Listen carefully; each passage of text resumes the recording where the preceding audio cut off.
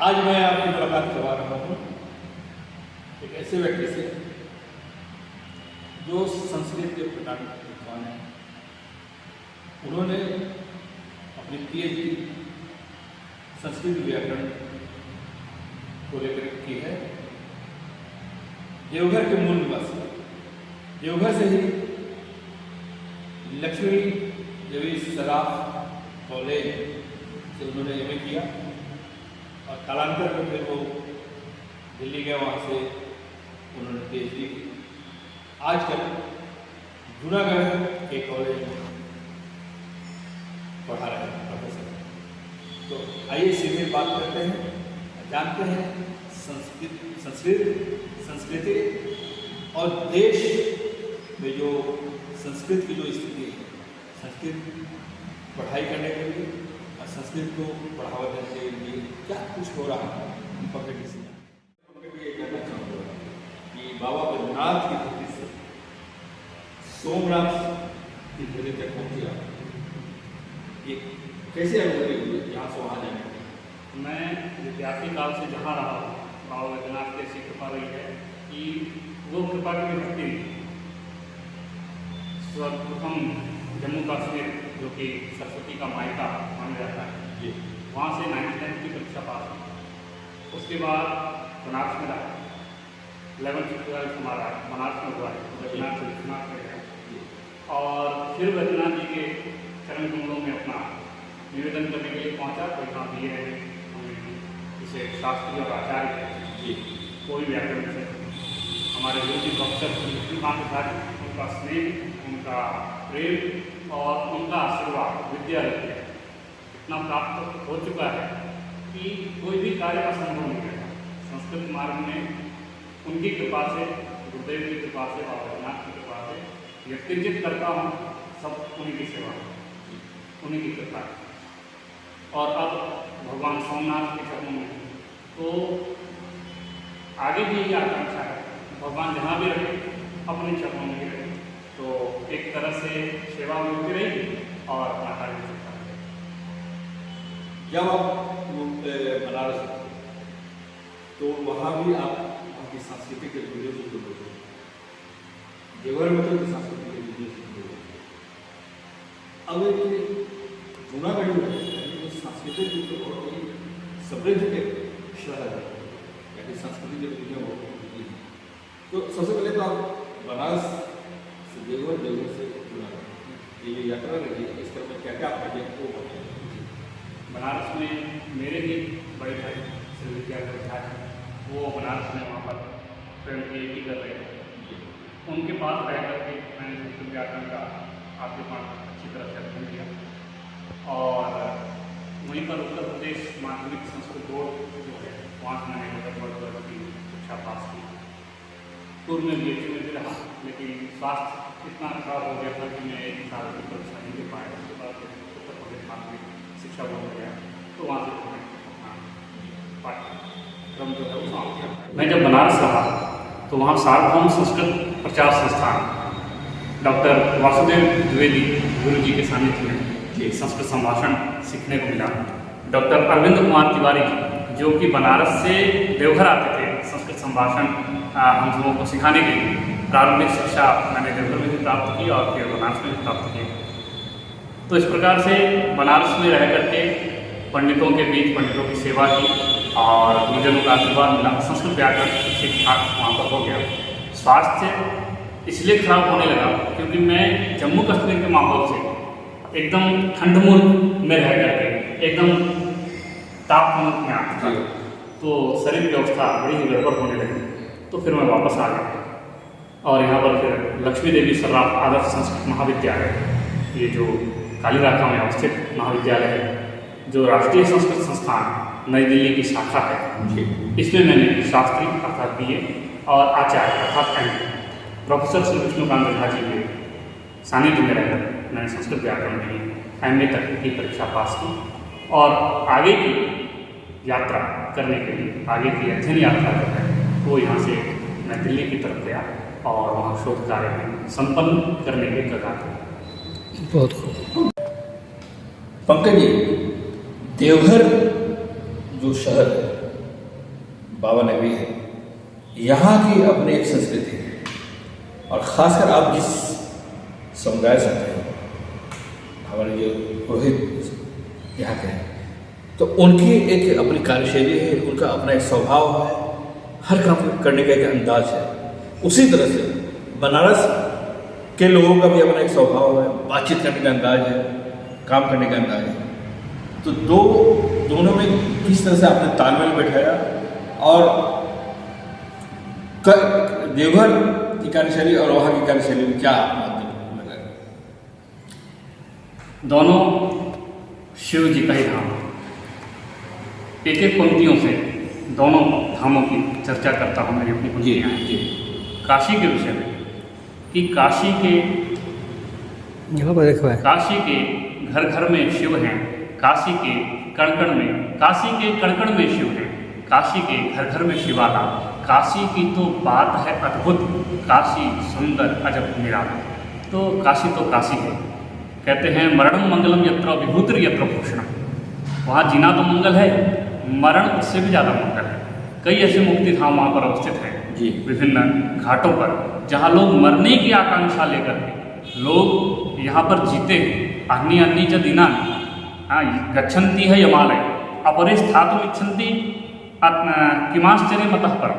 ये यक्ष और युधिष्ठिर जी का जब संवाद चल रहा है, तो यक्ष पूछते हैं कि हर एक दिन यहाँ से लोग यमालय के प्रति जाते हैं, यम के दरबार जाते हैं, फिर भी जो लोग यहाँ पर हैं, जो इस पृथ्वी लोक पर हैं, वो समझ रहे हैं कि हमें भी एक दिन जाना है, फिर भी वो जीना चाहते हैं जी। ये कितना बड़ा आश्चर्य है। यक्ष का प्रश्न था आश्चर्य क्या है, तो युधिष्ठिर जी ने आश्चर्य के विषय में उत्तर देते हुए ये श्लोक वहाँ पर कहा। तो काशी में मरण भी मंगलदायक है, और विभूति वहाँ के भूषण, विभूति भस्म लेपन जो हम करते हैं, यही वहाँ के भूषण आभूषण है, श्रृंगार है। तो ये अद्भुत है। वहाँ आप देखेंगे तो पुलिस, या फिर वहाँ देखेंगे तो किसी भी प्रकार के, कोई एक रिक्शा चालक भी है तो वो भी भस्म चंदन धारण किए हुए है, कोई एक साध्वी भी है तो भस्म चंदन धारण किए हुए है। तो ये एक अद्भुत चीज़ है काशी, देवघर के। अच्छा, काशी की जब बात चली, देवघर पे आएंगे।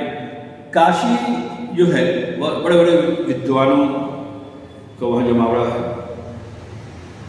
हम कह सकते हैं कि भारत के दूसरे हिस्से से भी विद्वान वहाँ आते हैं। अब से तो वहाँ उन्होंने स्थायी अपना मकान बना लिया, मकान भी बना लिया। तो ऐसे कितने लोगों से आपकी मुलाकात हुई, और उसका क्या आपका अनुभव हुआ, जैसे सीखने का या उनसे कुछ समझने का? जब काशीवास हो रहा था जी, तो उसमें ज़्यादा से ज़्यादा सन्यासियों से और अच्छे अच्छे विद्वानों से, प्रोफेसर कमल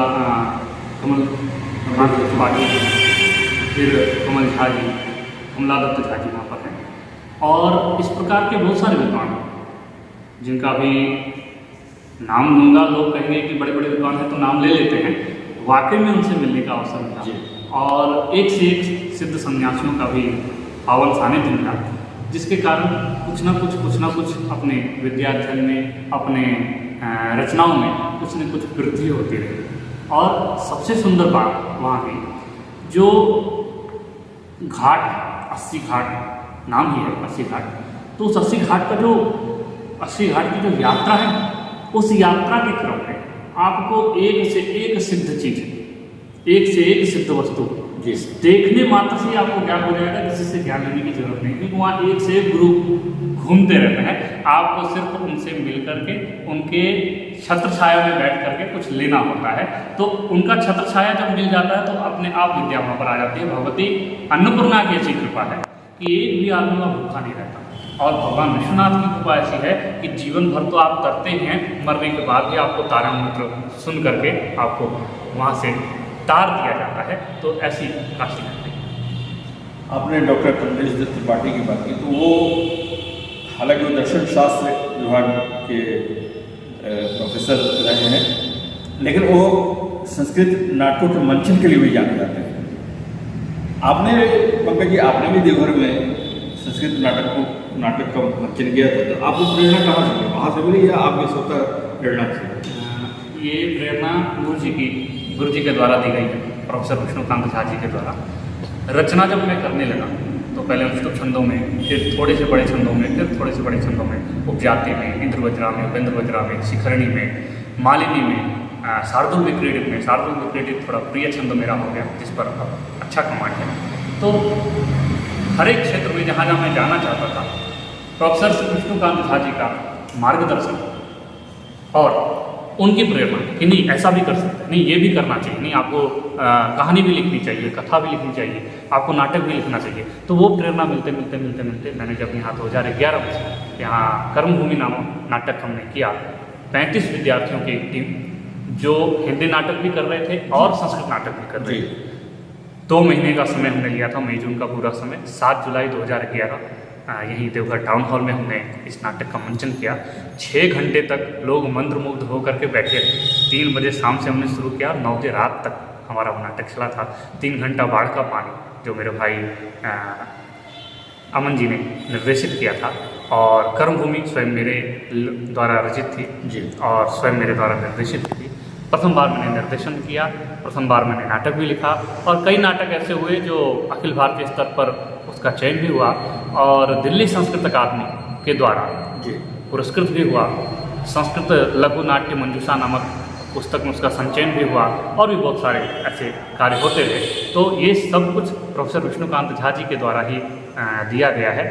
मैं काशी का नाम इसीलिए नहीं ले पा रहा हूँ क्योंकि वहाँ से वो प्रेरणा नहीं मिल पाई, वहाँ बस मैंने देखा, लेकिन वो जो प्रेरणा लिखने की, निर्देशन करने की, ये प्रेरणा मुझे देवघर। हम देवघर में फिर आएंगे, लेकिन अब काशी का एक आखिरी एक प्रश्न इस दौर का कि बनारस काशी, उसका मैंने बताया कि जैसा मिजाज है, लेकिन उसकी एक अपनी जो है पौराणिक एक परंपरा भी है, कथा भी है, और जो भी थोड़ा बहुत भी पढ़ा लिखा आदमी है तो उसकी जुबान पे वो कहानी होती है। लेकिन मैं जानना चाहूँगा कि बहुत सारी चीज़ें वहाँ चौंकाने वाली भी हैं, तो आपको भी कोई चौंकाने वाली बात वहाँ नजर आई क्या? जी एकदम, बनारस की तो बात है ही। तो लोग कहते हैं, जो नाविक है तो होते हैं ना, बउआ यहाँ बना हुआ रस मिलता है, रस बनाने की जरूरत नहीं, इसीलिए नाम बनारस है। हालांकि बहुत सारी व्याख्याएं हैं, लेकिन नाविकों की जो व्याख्या है वो मैं सुना रहा हूँ कि यहाँ बना हुआ रस मिलता है, इस रस का पान कीजिए, आनंद में रहिए। और पंडित महामना मदन मोहन मालवीय जी के द्वारा एक रचना है जी, अति मनोहर अतीव सुंदर, ये सर्व विद्या की राजधानी। BHU का यह प्रार्थना मंत्र है। हम सब प्रार्थना करते थे तो इसी प्रार्थना को दोहराते थे। तो अति मनोहर अतीव सुंदर, ये सर्व विद्या की राजधानी। सर्व विद्या का अर्थ सही में वहाँ सर्व विद्या की राजधानी है। और एक छोटा सा प्रसंग सुनाता हूँ जी, वहाँ के स्वागत गलियों का देश है वो। मैं एक क्या कहते हैं, शहर नहीं कह सकता, वो गलियों का देश है, क्योंकि इतनी गलियां हैं, और आप किसी भी गली को पकड़े, आप अपने लक्ष्य में प्राप्त होंगे। सिर्फ आपको क्या है कि कहाँ जाना है इतना पता होना चाहिए, आप गली जाते जाएंगे, आप अपने लक्ष्य को प्राप्त हो जाते हैं। तो उसी समय एक चाट वाला अपना बना रहा था, और गली में चलते चलते भूख प्यास लगी जाती है, तो चाट वाले के पास हमने वो चाट खरीदने के लिए बैठे। विद्यार्थी जीवन था और चाट खाने की इच्छा जाहिर की। आपस में उन लोगों का चल रहा था, तो बड़े ही सैद्धांतिक बातें किसी ने कही कि भाई ये जो मछुआरे लोग मछली मारते हैं, ये फलाना जो ये ऐसा कर्म करता है, ये बहुत ही क्या कहते हैं घृणित कर्म है, ऐसा नहीं करना चाहिए। तो मेरी शिखा और भस्मादि देखकर, क्यों पंडित जी आपका क्या विचार है? मैंने कहा भैया घृणित कर्म है, इसको नहीं ही करना चाहिए। ये लोगों को मतलब जीव हिंसा करके अपना पेट पालना कोई अच्छी बात नहीं है। देखिए वहाँ के उसके चाट वाले की जानकारी जी, कहते भैया आप पंडित हो, क्या पढ़ रहे हो? मैंने बताया ऐसे ऐसे। बताओ आप संस्कृत पढ़ते हो, आपको ये पता नहीं। भगवद गीता में भगवान श्री कृष्ण कहते हैं कौलिकम कर्म कंदेय सदोषम अपि न त्यजेत्। आपका जो कुलिक कर्म है, कुल परंपरा से प्राप्त जो कर्म है, मछुआरे का कुल परंपरा का प्राप्त कर्म है मछली मारना। चमार का कर्म है चमड़े खींच करके अपना कार्य बनाना। मेरा कर्म है आपको चाट बना करके खिलाना, ये मेरी कुल परंपरा है। और इसमें भी दोष भी है, सदोषम अपि न त्यजेत्। दोष भी है तो उसका त्याग नहीं करना चाहिए, आप उसी कर्म में रहें। ये कब सुनाया था? तो जब वो डर रहे थे अर्जुन कि भाई तुम क्षत्रिय धर्म के पालन करता हो और तुम्हारा ये कर्म है युद्ध करना, युद्धों में लोगों को मारना, जो तुम्हारे आगे हैं वो तुम्हारे शत्रु हैं, शत्रु को पराभव नहीं दिखाओगे तो आपका पराजय हो जाएगा, आप भी पराजय हो जाएगा। तो इस प्रकार से उसके मुख से, एक चाट बनाने वाले के मुख से जब मैंने ये श्लोक का अर्थांश सुना तो समझ में आया सही काशी विद्वान की नगरी है। यहाँ सिर्फ कुछ धोती चादर वाले ही विद्वान नहीं हैं, यहाँ एक सामान्य ठेला वाला, सामान्य चाट वाला भी उसी विद्या को धारण करता है, ऐसे ही विद्या का मालिक है जो हम अन्यानी के रूप में देखते हैं। जी अच्छा, बनारस जो है ये साहित्यकार बड़े बड़े हैं, उसी तरह से कलाकार भी सब एक से सब वहाँ बनारस में रहते हैं। तो इसको कभी उनसे मिलने का अवसर मिला या उस क्षेत्र में घूमने का कोई मौका मिला? संकट मोचन नाम का महावीर मंदिर बहुत ही प्रसिद्ध है, वहाँ वार्षिक उत्सव होता है जी। उस वार्षिक उत्सव में बड़े बड़े उस्ताद, अभी तो नहीं रहे पंडित प्रसाद जी, वो सब भी आते थे। उस समय तो विद्यार्थी जीवन था तो मिलना तो बहुत दूर, बस उस महोत्सव में शामिल होने के लिए बहुत सारे एड़ी चोटी एक करनी पड़ती थी, लेकिन किसी तरह हम लोग शामिल हो जाते थे। क्योंकि BHU का विद्यार्थी रहा, 80 में रहता था, तो 80 से लंका काफ़ी दूर नहीं है, बहुत ही पास है। तो संकट मोचन जा करके वहाँ पर उन उस्तादों को सुनने का मौका मिला, अवसर मिला है। और बस बहुत दूर से रसास्वादन करता था, कभी मिलने का सौभाग्य नहीं। अच्छा, बनारस दोनों ज्योतिर्लिंग हैं, दोनों शहरों के बीच में या दोनों ज्योतिर्लिंग स्थानों के बीच में आपको क्या अंतर महसूस हुआ? यदि मेरी व्यक्तिगत राय लेना चाहें बिल्कुल व्यक्तिगत तो मैं तो जैसा मुझे देवघर लगा वैसे बनारस लगा, मुझे कहीं अंतर नहीं। जो विद्वान जैसे विद्वान वहाँ मिले वैसे विद्वान वहाँ मिले। हाँ, उनकी कार्यशैली, उनकी पद्धति में, क्योंकि इतना डिस्टेंस है, इतनी दूरियाँ हैं, तो 2 कोस में पानी बदले और 4 कोस में वाणी, उस सिद्धांत को लेते हुए कार्यशैली में थोड़े से अंतर हैं। लेकिन जहाँ तक विद्वता की बात रही और जहाँ तक उनके पद्धतियों की बात रही या फिर और प्रकार की व्यवहारिकता की बात रही, तो काफ़ी हद तक दोनों मिले हुए हैं। हाँ, भाषा का अंतर पड़ता है और कभी कभी ये होता है कि भाई फलाने देश से आया है, बिहारी है, झारखंडी है, तो इन सबों का भी हर जगह ऐसा है, वो सामना करना पड़ता है। लेकिन गुरु जी लोगों का स्नेह, चाहे आप किसी भी क्षेत्र से आए हो, आपको बहुत मिलता है, तो बहुत ही सामान्यता है। आप देवघर से बनारस गए, बनारस से फिर देवघर आए, तो आने के बाद क्या क्या कमी यहाँ देवघर में आपको महसूस होती थी? आप फिर आपने अपने को व्यस्त भी रखा, जैसे नाटक का मंचन किया, उसमें ख्याति भी मिली, तो पहले ये बताया कि आने के बाद कुछ क्या अंतर महसूस हुआ, कुछ क्या करने की थी कि वहाँ पर जितने विद्यार्थी थे संस्कृत के विद्यार्थी हैं, तो संस्कृत संभाषण में संगत होते हैं जी, हमेशा संस्कृत संभाषण करते हैं। ये फ़ायदा मिला मुझे कि हमारी भाषा, कभी कभी मैं भी अभी बोलता हूँ घर में बड़ी दीदी से या किसी से भी, कभी कदाचित शब्द का प्रयोग कर देता हूँ, तो उनको बड़े आश्चर्यचकित हो जाते हैं कि भाई ये कदाचित क्या है, मतलब क्या है, वो इस तरह से बोल देते हैं। मुझे फिर समझाना होता है कि मेरा ये कहने का मतलब है, तो ये कदाचित, आश्चर्यचकित और भी ऐसे बहुत सारे। एक छोटा सा प्रसंग सुनाता हूँ। मैं अभी गुजरात से आ रहा था, तो काफ़ी अन्य परंपरा से बिलोंग करने वाली महिला एक झुंड में एकदम हमारे हौदी में आ गई और काफ़ी सामान था, लोग आ रहे थे, जा रहे थे, तो उससे 2-3 लड़कियाँ थी, तो एक लड़की मेरे पास आके बोलती है कि सर एक बात बताइए कि मुझे जल्दी में ट्रेन खींचना हो तो इसकी चेन कहाँ है? तो मैंने ऊपर देखा, भाई कहीं कुछ नहीं था, स्विच वाला सिस्टम आजकल हो चुका है। तो मैंने कहा अब वो अलार्म करने के लिए उसका प्रावधान नहीं था। प्रावधान शब्द तो पता नहीं, पहली बार वो एकदम अचंभित होते हुए पिछले वाले को बोलती है, क्या बोले सर? तो पिछली वाली बोलती है, अरे वही वो बोल रहे हैं, वो वाला दबा देने से हो जाए। मतलब उसको प्रावधान से कुछ लेना देना नहीं था। तो ये जितने शब्द मेरे व्यवहार में आ रहे हैं, ये सब संस्कृत माता की सेवा है, संस्कृत भाषा का कमाल है। और ये भाषा वहाँ पर और यहाँ पर एक अंतर है कि संस्कृत वाले विद्यार्थी संस्कृत भाषा के प्रति उतने सजग नहीं हैं जितने सजग बनारस वाले हैं जी। वो अपने कार्य पद्धति में रहेंगे तो संस्कृतेतर भाषा का प्रयोग ही नहीं करते जी। यदि यज्ञ मंडप पर चढ़ते हैं तो बस वो अन्य भाषा को निच भाषा ही समझते हैं।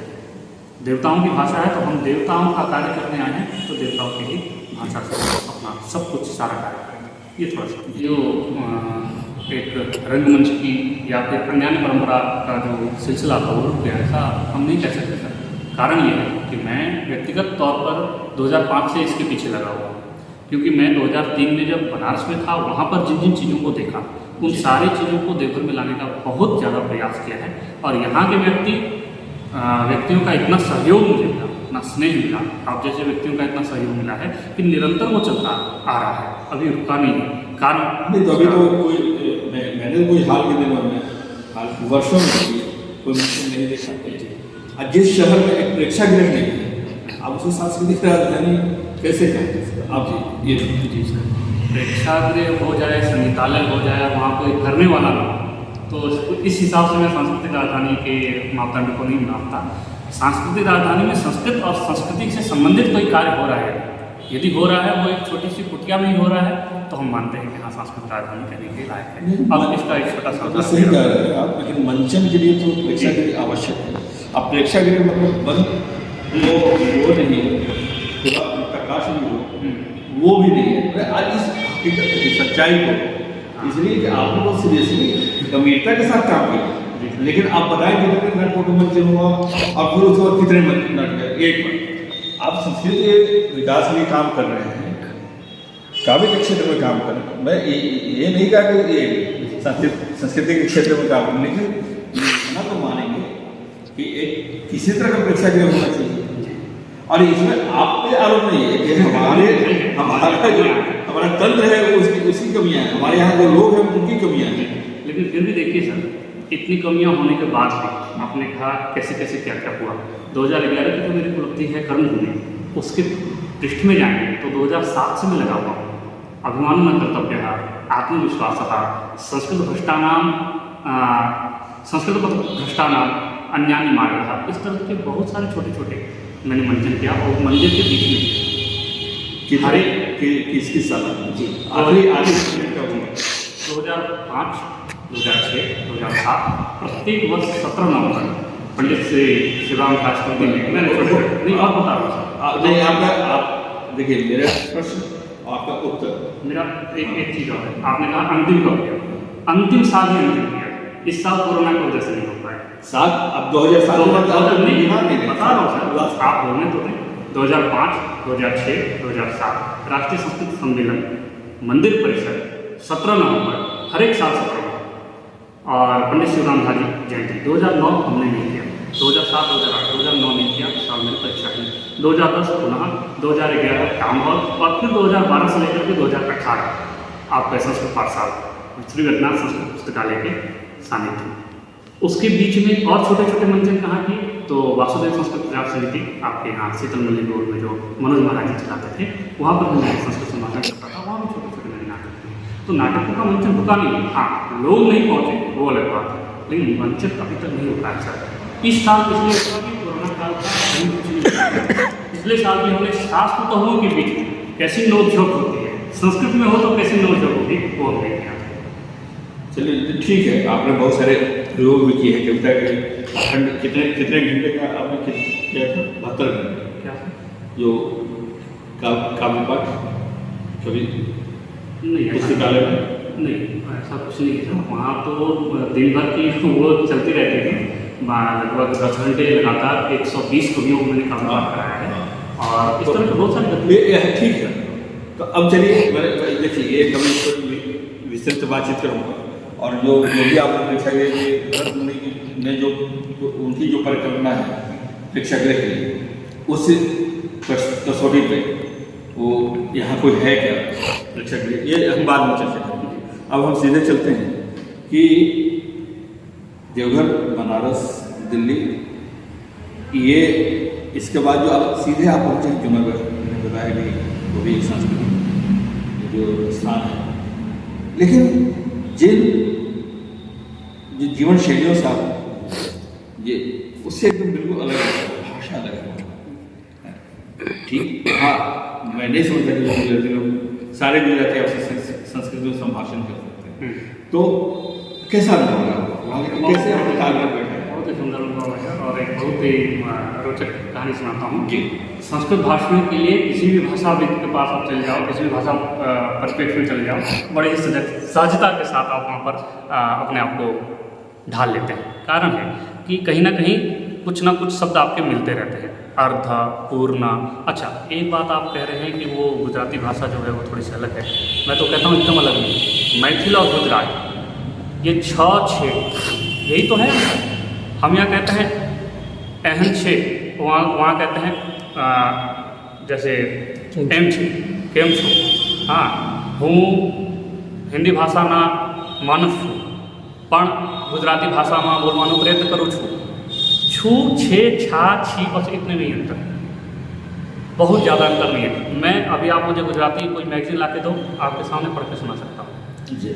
बहुत ज़्यादा नहीं रहा, मैं 2 महीना रहा गुजरात में, आपके जनवरी और फरवरी। उसके बाद तो यहाँ आया, लॉकडाउन हो गया, फिर यहाँ रहा, फिर यहाँ से गया। तो मुझे कितने टाइम लगे, 3-4 महीना लगे। बीच बीच में उनके पत्रिकाओं को पढ़ता रहता था। अभी मैं गुजराती अच्छी तरह से पढ़ सकता हूँ, बोलने का प्रयत्न करता हूँ, एक आध लाइन बोल भी लेता हूँ, समझना पूरा। आप गुजराती में आप अपने संभाषण करोगे, मैं बता दूंगा कि आपने क्या करा, आप क्या करें। ठीक है। तो खान पान, हाँ, खान पान में अंतर है, खान पान में अंतर है। दाल वहाँ की पतली है, यहाँ की दाल बड़ी है, इतना भारी, बस ये थोड़े से अंतर मिलते हैं। तो सवाल करने का ये सिलसिला एक तो ये है कि आज जो देश में जो संस्कृत भाषा की जो स्थिति है, उसके प्रयोग की जो स्थिति है, उसको आप किस रूप में देखते हैं और उससे कितने संतुष्ट हैं आप? हाँ, प्रयोग की जो दृष्टि है, प्रयोग की दृष्टि में थोड़े कम संस्कृत भाषी, लेकिन कार्य करने की दृष्टि में, लेखन की दृष्टि में, साहित्यिक सर्जना की दृष्टि में अभी आगे है। आगे है मतलब समकक्ष है। काफ़ी कार्य चल रहा है, काफ़ी कार्य चलना चाहिए। एक छोटा सा मैं जो उसमें अंश ढूंढता हूँ जो और होना चाहिए कि जो परंपराएं हमारे पास थी या अभी भी है, उस पर कार्य क्यों नहीं किया जाता है। अगस्त्य संहिता के ग्रंथों को उठाते हैं तो हम विद्युत उत्पन्न करने की शक्ति का पूरा सूत्र उसमें विद्यमान है और उसको किया गया है। ऐसे ही मैं उसमें है इसलिए बोल रहा हूँ, है और उसका प्रयोग किया गया है, वो भी 100% सिद्ध हुआ है। भारद्वाज मुनि के वैमानिक शास्त्र, विमान बनाने की पद्धति, आज जो विमान हम कहते हैं राइट ब्रदर्स ने बनाया, चोरी किया है न कि बनाया है, बड़े दावे के साथ कह सकता हूँ। 2015 में एक हवाई जहाज़ नाम का फिल्म आया, पता नहीं कितना चला, कितना नहीं चला। अंशुमान है, आयुष्मान खुराना, उसको आप देखें।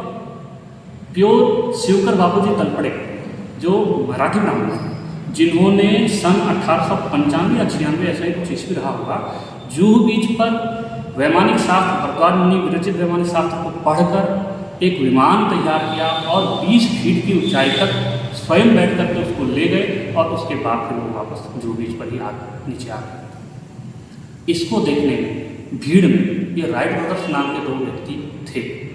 उन्होंने ये देखा, शिवकर बापूजी तलपड़े से अनुनय विनती की कि मुझे ये चीज़ सिखाओ जो आपने किया है, कहाँ से किया है, क्या है। उन्होंने नहीं सिखाया, लेकिन फिर बहुत ज़्यादा उन पर थोड़ा सा प्रशासनिक भार देते हुए ले ही लिया।